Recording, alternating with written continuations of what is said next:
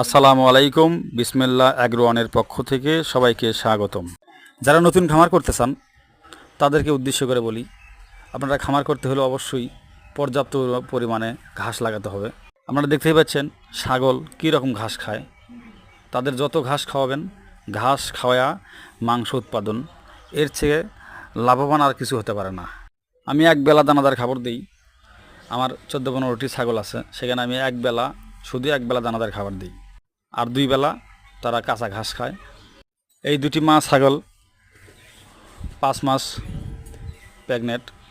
আশা করি এদের পেট থেকে আলহামদুলিল্লাহ তোতাপুরি বাচ্চা হওয়ার সম্ভাবনা আছে। আপনারা দেখতেই পাচ্ছেন কত সুন্দর ঘাস প্রজেক্ট করেছি। এখানে প্রায় 12% আমার ঘাস আছে, যেখানে 12টি ছাগল এবং 2টি গরু আমার এই ঘাস দিয়েই হয়ে যায়। তবে ছাগল ফার্ম করতে হলে আপনি অবশ্যই পর্যাপ্ত পরিমাণ ঘাস থাকতে হবে, তাহলেই আপনি লাভবান হবেন। তাছাড়া সম্ভব নয়। শুধু দানাদার খাবার দিয়ে ছাগল পালন করে আপনি লাভবান হতে পারবেন না, এবং নিজে পরিশ্রম করতে হবে, নিজে থাকতে হবে, তাহলে আপনি কোটি টাকার স্বপ্ন দেখতে পারেন। ধন্যবাদ সকলকে। আসসালামু আলাইকুম।